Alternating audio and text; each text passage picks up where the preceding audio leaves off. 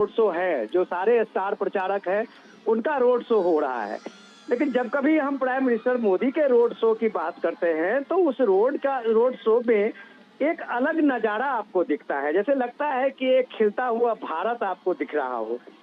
और ये जो भारत की खूबसूरती है लोकतंत्र को लेके, ये पीएम के रोड शो में आपको उभर के आता है जब आप इस चीज को देखते हैं। और असम में आप ये देखिए कि असम त्रिपुरा का पूरे नॉर्थ ईस्ट में सबसे ज्यादा सीटें जो है असम की है।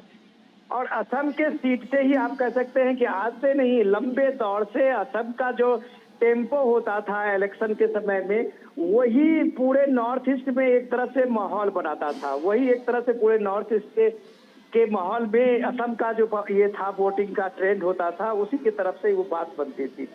तो ये जो पीएम के रोड शो को आप देख रहे हैं, आप इसी साल में आप फरवरी में भी पीएम का रोड शो हुआ था।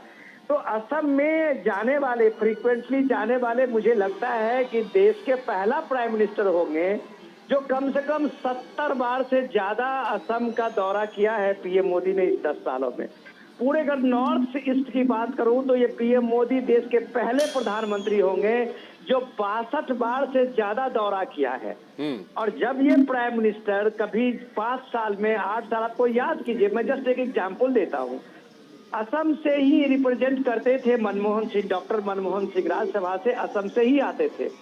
लेकिन अपने 5 साल में वो शायद नॉमिनेशन करने के लिए असम और गुवाहाटी पहुंचते थे। और ये पीएम मोदी है जो ऐसा कोई सीजन नहीं होता असम का, या ऐसा कोई डेवलपमेंट का प्लान नहीं होता जिसका उद्घाटन करते हैं, उसका शिलान्यास भी करते हैं। और 10 साल में अगर पीएम 72 बार गए हैं तो आप अंदाजा लगा सकते हैं कि असम की जो पूरी की पूरी असम के डेवलपमेंट का मानचित्र कैसा बदला होगा। इसका नजारा और इसका अंदाजा लोगों की इस खूबसूरती रोड पे जो रोड शो आप देख रहे हैं और उसमें जो लोगों की भागीदारी देख रहे हैं, इससे समझा जा सकता है। इसकी एक गवाही देता हुआ ये रोड शो में लोगों की भीड़ है। जोशी जी। बिल्कुल विनोद जी, अगर हम असम की बात करते हैं तो असम में 2 फैक्टर वहाँ पर काफ़ी महत्वपूर्ण है। एक तो विकास का वहाँ पर फैक्टर है, दूसरा वहाँ पर शांति का फैक्टर है। और इन दोनों में ही जो बीजेपी की सरकारें हैं वहाँ पर, चाहे वो राज्य की सरकार की बात करें या केंद्र ने जिस तरह से वहाँ पर काम किया है, दोनों को काफ़ी सफलता दोनों क्षेत्रों में मिली है।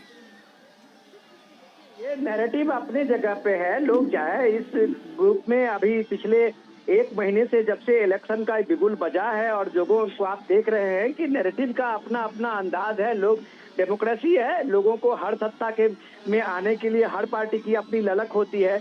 लेकिन शायद अगर वो ग्राउंड कनेक्ट उनका होता, अगर असम में लोगों की ये जो रोड शो में लोगों की उत्सुकता और लोगों की जो भीड़ और लोगों का जो अभिवादन देखते, तो शायद उनको लगता कि उनका नैरेटिव नहीं। तो ये स्थिर सरकार और मजबूत सरकार ही किसी रूप में किसी स्टेट के कोई टर्निंग पॉइंट, ऐसा कुछ ये रहा है ट्रबल एरिया में, वहाँ पे एक अपनी मजबूती से शांति व्यवस्था की बात हो, या वहाँ चीजें जो लंबे अरसे से पड़ी हुई हैं, जिसको आप लटकाते रहे हैं, भटकाते रहे हैं, उसको टैकल करने के लिए एक मजबूत सरकार ही उसको टैकल कर सकती है। ये मोदी गवर्नमेंट ने दिखाया है।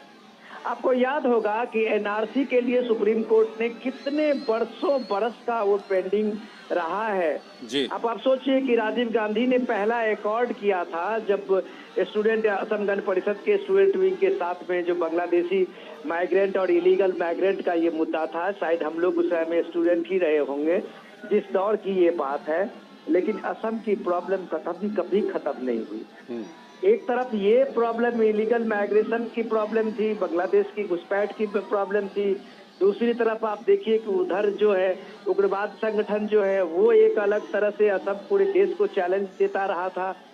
लेकिन आज अगर इस 10 सालों में उन सारी चीजों को आप देखिए तो सारे प्रॉब्लम एड्रेस हो रहे हैं और असम शांति के रास्ते पे चल पड़ा है।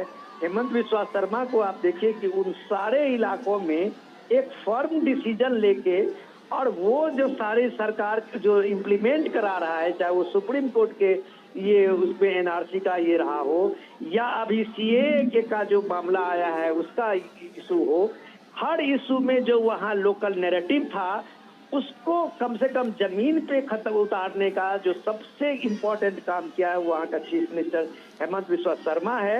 और मजबूती के साथ लोगों में एक विश्वास दिलाया और असम के लोग उसके साथ खड़े रहे, तो वहां कोई नैरेटिव नहीं चला।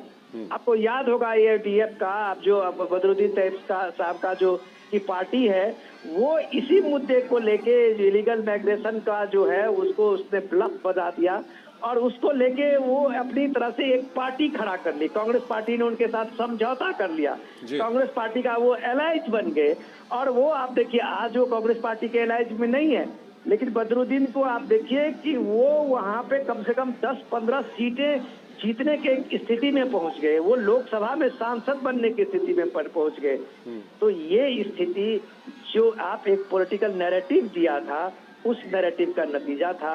आज असम के लोगों ने इस रियलिटी को समझा है, तो आप देखिए वो हेमंत बिस्वा शर्मा के साथ में खड़े हैं।